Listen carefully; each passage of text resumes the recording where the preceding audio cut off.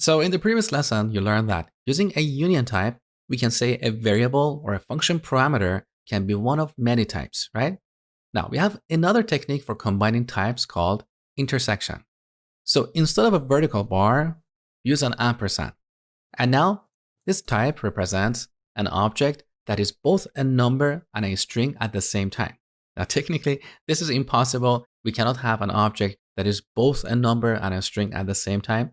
So let's look at a more realistic example. I'm going to use our type alias to define a new custom type called draggable. So this represents an object that can be dragged on the screen.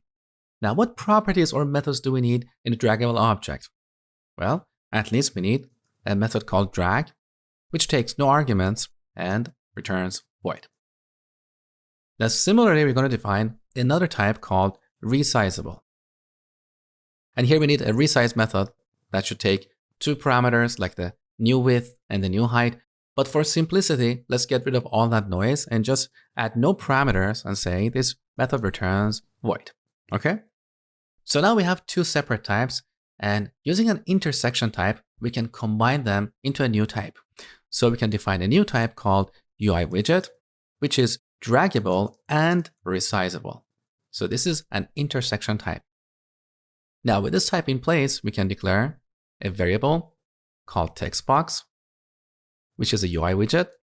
Now to initialize this object, we need to implement all members of draggable and resizable objects. So we need to implement the drag and resize methods. So drag is a simple method, and so is the resize method.